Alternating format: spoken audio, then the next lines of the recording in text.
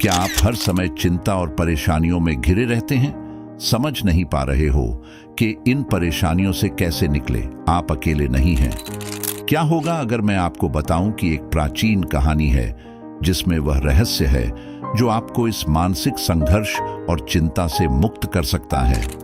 ऊंची पहाड़ियों के बीच बसे एक शांत गांव की कल्पना करें। पारिवारिक परेशानियों और जीवन की अनिश्चितताओं के बारे में अपनी अंतहीन चिंताओं के बोझ तले दबे ग्रामीणों ने एक बुद्धिमान बूढ़े साधु से मार्गदर्शन मांगा, जो अपने शांत स्वभाव और व्यावहारिक शिक्षाओं के लिए जाना जाता था। एक शाम जैसे ही सूरज क्षितिज के नीचे डूब गया और पूरे गांव में नारंगी रंग की चमक बिखेरने लगा, गांव वाले साधु के पास इकट्ठा हो गए।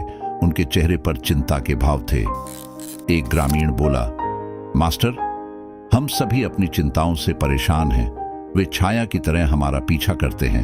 हमारे कानों में संदेह और भय फुसफुसाते हैं। इस निरंतर चिंता के बीच हम शांति कैसे पा सकते हैं? साधु ने सौम्य मुस्कान के साथ कहा, मेरे बच्चों, तुम्हारे संघर्ष अद्वितीय नहीं है। मानव मन चिंताओं से ग्रस्त है जैसे आकाश बादलों से ग्रस्त है। लेकिन याद रखें, जिस तरह बादल सूरज को स्थायी रूप से नहीं रोक सकते, उसी तरह आपकी चिंताएं आपके भीतर की रोशनी को नहीं बुझा सकती। अपनी बात को स्पष्ट करने के लिए साधु ने ग्रामीणों के साथ एक कहानी साझा की। एक दूर देश में गोबी रेगिस्तान के विशाल विस्तार के बीच काई नाम का एक युवक रहता था।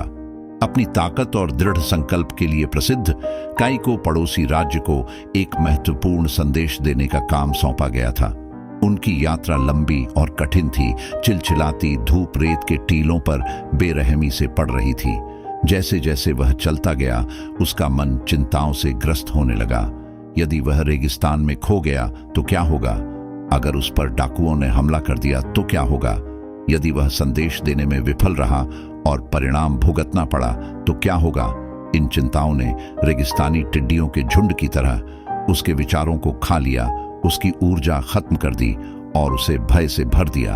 एक दिन जैसे ही सूरज अपने चरम पर पहुंचा, काई की नजर एक खराब साइन पोस्ट पर पड़ी, जिसकी लकड़ी लगातार सूरज की रोशनी से सफेद हो गई थी। साइन पोस्ट पर शिलालेख में लिखा था, तूफान बढ़ने पर आश्रय की तलाश करें। थकावट और अपनी चिंताओं से व्याकुल होकर काई ने संदेश को नजरअंदाज कर दिया और अपनी यात्रा जारी रखी। उसने खुद को आगे बढ़ाया। उसके कदम चिंता से भारी हो गए। अचानक एक भयंकर रेतीला तूफान उठा, जिसने रेत को अंधेरे में भर दिया। हवा बंशी की तरह गरज रही थी, काई के कपड़े फाड़ रही थी और उसके चेहरे पर चुभ रही थी। विचलित और भयभीत काई लड़खड़ा कर गिर गया। रेत ने तेजी से उसे अपनी चपेट में ले लिया। खोया हुआ और अकेला, उसने निराशा के सामने आत्मसमर्पण कर दिया। जैसे ही वह पूरी तरह निराशा से हार मानने वाला था, उसे साइन पोस्ट पर लिखा शिलालेख याद आया। ऊर्जा की एक नई लहर के साथ उसने रेत से बाहर निकलने के लिए संघर्ष किया और आश्रय की तलाश शुरू कर दी। उसने कुछ दूरी पर एक छोटी सी गुफा देखी और नए दृढ़ संकल्प के साथ उसकी ओर बढ़ा। जैसे ही वह गुफा में दाखिल हुआ, उसके मन में राहत की लहर दौड़ गई। हवा का प्रकोप शांत हो गया था। उसकी जगह आरामदायक सन्नाटा छा गया। वह ठंडे रेतीले फर्श पर गिर पड़ा। उसकी उखड़ी हुई सांसें धीरे धीरे शांत हो रही थी। गुफा के अंदर उसे पानी का एक छोटा सा झरना और कुछ सूखे फल मिले, जिससे उसे जीविका मिल गई। जैसे ही वह अंधेरे में बैठा, उसे कुछ गहरा एहसास हुआ। उसकी चिंताएं रेत के तूफान की तरह प्रकृति की अस्थायी शक्तियां थीं।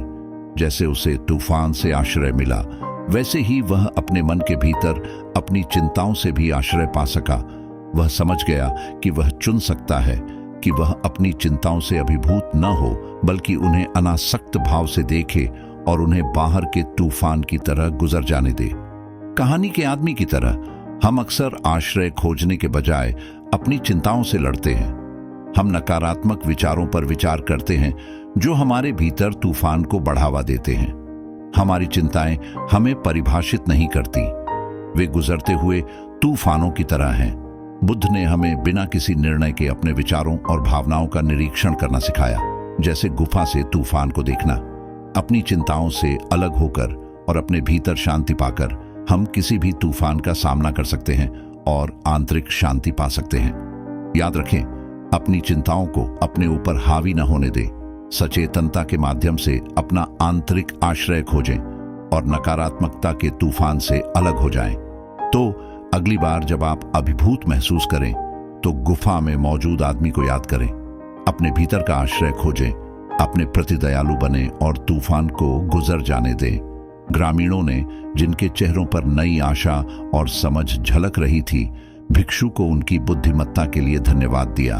वे सभा से चले गए, एक नए दृष्टिकोण के साथ अपनी चिंताओं का सामना करने के लिए तैयार थे, अपने भीतर आश्रय की तलाश कर रहे थे और उस आंतरिक शांति को गले लगा रहे थे जो उनका इंतजार कर रही थी। यदि यह वीडियो आपको पसंद आया तो लाइक बटन दबाएं और मेरे चैनल को सब्सक्राइब करें और घंटी आइकन दबाना न भूलें। वीडियो कैसा लगा कमेंट में जरूर लिखें और नेक्स्ट वीडियो किस टॉपिक पर होना चाहिए कमेंट करके जरूर बताएं। मिलते हैं अगले वीडियो में।